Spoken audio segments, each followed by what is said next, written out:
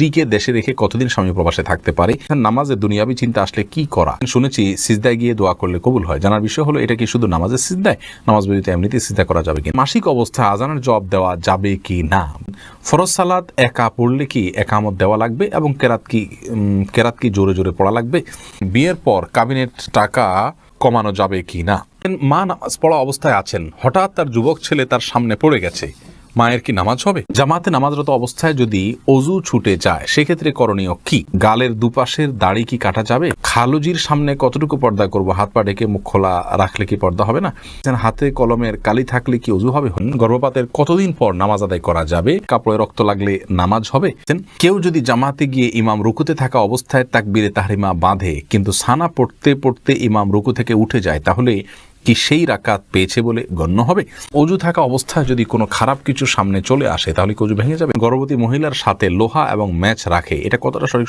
আব্দুল্লাহ সাহেব জানতেছেন, নামাজে দুনিয়াবি চিন্তা আসলে কি করা? যদি নামাজে দুনিয়াবি চিন্তা আসে, তাহলে সেক্ষেত্রে সাথে সাথে ফেরত নেওয়ার চেষ্টা করবেন, কিন্তু আশাটা অস্বাভাবিক নয়। কিন্তু আশা পরে সেটাকে কন্টিনিউ করা বা ফেরত নিয়ে না আসা, এটা হলো অন্যায় কাজ, ভুল কথা। মোহাম্মদ রাজিকুল করিম জানতে চেয়েছেন, শুনেছি সিজদায় গিয়ে দোয়া করলে কবুল হয়। জানার বিষয় হলো, এটা কি শুধু নামাজের সিজদায়? নামাজ ব্যতীত এমনিতে সিজদা করা যাবে কিনা? যাবে। নামাজ ব্যতীত এমনি সিজদা করা যাবে, এবং সেখানে আল্লাহু আকবার বলে সিজদা গিয়ে সুবহান রাব্বিল আলা পড়লেন এবং আল্লাহর কাছে মন মতো চাইলেন, এরপর আল্লাহু আকবার উঠে গেলেন, কোনো অসুবিধা নেই। এরপরে রাবেয়া আখন্দ আপনি জানতে চেয়েছেন, মাসিক অবস্থায় আজানের জবাব দেওয়া যাবে কি না? বোন রাবেয়া, মাসিক অবস্থায় আপনি আজানের জবাব দিতে পারবেন, কোনো অসুবিধা নেই। মাসিক অবস্থায় নির্দিষ্ট কিছু কাজ করা যাবে না, আর যে কোনো ইবাদত করা যাবে। আজানের জবাব দিতে নিষেধ কোথাও বলা হয়নি, আপনারা দিতে পারবেন, কোনো অসুবিধা নেই ইনশাআল্লাহ। বিল্লাল আহমেদ সুমন আপনি জানতে চেয়েছেন, ফরজ সালাত একা পড়লে কি একামত দেওয়া লাগবে এবং কেরাত কি জোরে জোরে পড়া লাগবে? দেখুন ভাই বিলাল, ফরজ সালাত যদি একাও পড়েন, সেক্ষেত্রেও আপনি আশপাশে কেউ আপনার একামত শুনে আপনার সাথে যোগ দিতে পারে, সে আশা থেকে একামত পড়ে, একামত দিয়ে তারপরে রুকু সিজদার তাসবিহগুলো, এই তাকবীরগুলো একটু উচ্চস্বরে পড়বেন জামাতের নিয়তে, যে আপনার সাথে কেউ যেন যোগ দেয় শুনে এসে। এটা হলো সুন্নাহ। যদি এটা না করেন, আস্তে আস্তে পড়েন, কোনো অসুবিধা নেই, এটা আবশ্যক নয়। সাইফুল শরীফ আপনি জানতে চেয়েছেন, বিয়ের পর কাবিনেট টাকা কমানো যাবে কি না? দেখুন, বিয়ের পরে কাবিনের যে টাকা, সেটা যদি স্ত্রী কমিয়ে দিতে চান স্বেচ্ছায়, তিনি যদি কম নেন, সেটা তার জন্য জায়েজ আছে। আল্লাহ বলেছেন, তিনি যদি কিছু ছাড় দেন, ফাকুলু হানিয়াম মারিয়া, তাহলে সেক্ষেত্রে তোমরা সেটা খেতে পারো, ভক্ষণ করতে পারো, ভোগ করতে পারো। আর যদি তাকে প্রেশার দিয়ে বা সিস্টেমে ফেলে এটা করা হয়, তাহলে সেটা জায়েজ নাই। আর উভয় পক্ষ মানে একে অন্যের সাথে বোঝাপড়া করে কমানো, এটাও জায়েজ নাই। এটা মেয়ের অধিকার। বিয়ের পরে চুক্তি হয়ে গেলে এরপর আর উভয় পক্ষের এখানে কিচ্ছু নাই। মেয়ে যদি নিজে থেকে স্বেচ্ছায় খুশি হয়ে ছাড় দেন, সেটা তার ব্যাপার সম্পূর্ণ। এমডি ইসমাইল জানতে চেয়েছেন, মা নামাজ পড়া অবস্থায় আছেন, হঠাৎ তার যুবক ছেলে তার সামনে পড়ে গেছে, মায়ের কি নামাজ হবে? হবে, কোনো অসুবিধা নেই। যুবক ছেলে সামনে পড়লে যে নামাজ হবে না, আমার কোনো কথা নেই। তবে ছেলের নামাজ, মায়ের নামাজ পড়াকালীন সময় তার সামনে তার দৃষ্টির এরিয়াতে পড়ে নামাজ ডিস্টার্ব হয়, এরকম জায়গায় যাওয়া উচিত নয়। তবে মায়ের নামাজ হয়ে যাবে। তারিকুল মুশফি আপনি জানতে চেয়েছেন, জামাতে নামাজরত অবস্থায় যদি অজু ছুটে যায়, সেক্ষেত্রে করণীয় কি? দেখুন,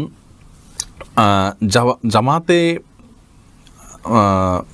নামাজ চলাকালীন সময়ে যদি অজু ছুটে যায়, তাহলে যে অবস্থায় অজু ছুটে গেছে, ওই অবস্থায় গিয়ে আপনি অজু করে, যদি কারোর সাথে কথাবার্তা বলা ছাড়া জাস্ট অজু করে আবার চলে আসেন নামাজের জায়গায়, তাহলে যে জায়গাতে অজু ছুটেছে তার পরবর্তী অংশ থেকে নামাজ আপনি কন্টিনিউ করলেই চলবে।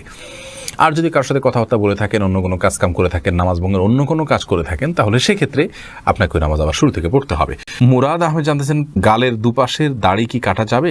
দুপাশের দাড়ি কাটা যাবে না। এই যে চোয়াল হাড্ডি, এটার উপরে যেগুলো থাকবে, এগুলো সবগুলো দাড়ি, এগুলো কাটা যাবে না। মোরশেদ খান এআইডি থেকে আপনি জানতে চাইছেন, আমরা প্রবাসী, আমরা দুপুরে 12টার সময় ছুটি পাই, এ সময় জোহর নামাজ আদায় করলে হবে কি না?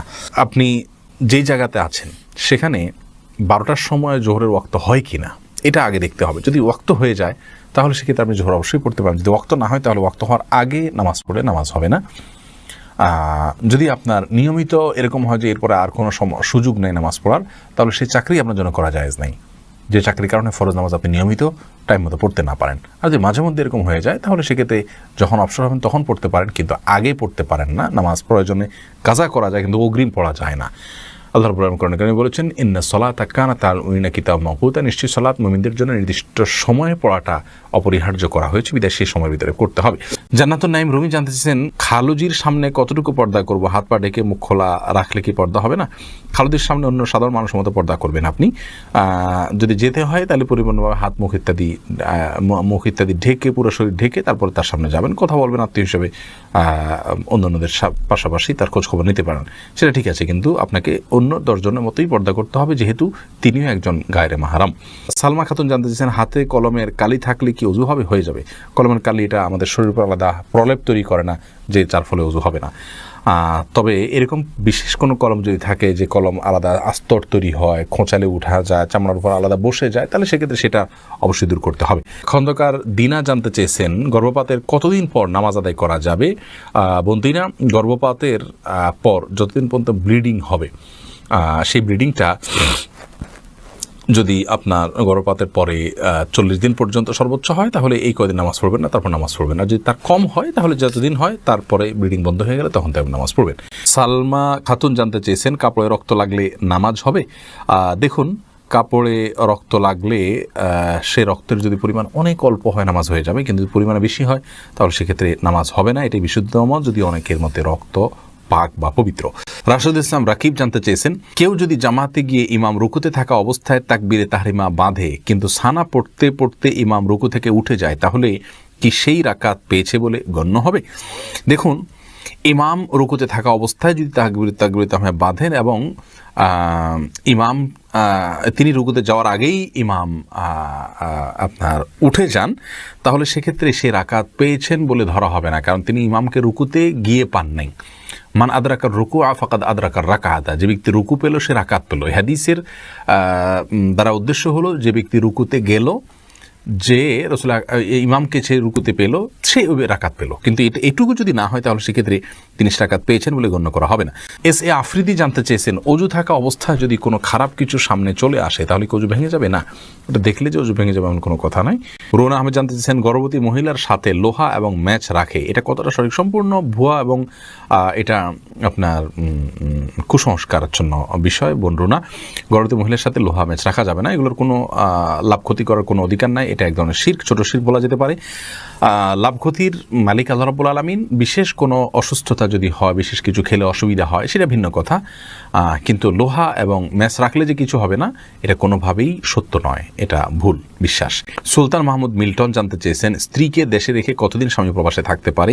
অনেক আলেম বলেন 4 বা 6 মাসের অধিক সময় স্ত্রীর কাছে থেকে দূরে থাকলে বউ তালাক হয়ে যায়।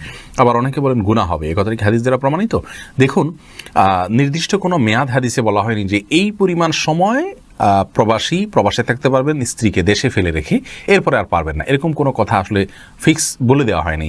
ওমর রাদিয়াল্লাহু তাআলার একটি উক্তি থেকে 4 মাসের সময়ের কথা অনেকে বলেন যে 4 মাসে বেশি থাকা যাবে না, এর কম থাকা যাবে। আসলে এটা ভ্যারি করে স্ত্রীর এবং তার অবস্থার উপরে। তারা যদি দুজন দু জায়গায় থাকাতে তারা গুনাহে লিপ্ত হয়ে যাবেন এরকম আশঙ্কা থাকে, তাহলে এরকম বিদেশে থাকা জায়েজ নাই। বরং গুনাহ থেকে বাঁচার জন্য তাকে অন্যের সঙ্গে থাকা উচিত এবং অল্প যে রিজিক হবে দেশে থাকলে সেটার উপরে তুষ্ট থেকে যাওয়া উচিত। যদি এমন হয় যে তারা দূরে থাকার কারণে তাদের মধ্যে এক ধরনের গুনাহের প্রবণতা চলে আসতে পারে, তারা অপরাধে লিপ্ত হয়ে যেতে পারে, এরকম যদি হয়, তাহলে সে অবস্থায় তাদের জন্য এটা জায়েজ নাই, সম্পূর্ণ হারাম। তাহলে আমরা জানলাম যে প্রবাসীর জন্য প্রবাসে থাকার নির্দিষ্ট কোনো মেয়াদ ইসলাম বলে দেয়নি, তবে তার স্ত্রী এবং তিনি উভয় গুনাহ থেকে যতদিন বাঁচতে পারবেন ততদিন তারা থাকতে পারবেন। গুনাহ থেকে যদি বাঁচাটা অসম্ভব হয়ে যায়, তাহলে সেক্ষেত্রে তার জন্য আর প্রবাসে থাকা জায়েজ নেই।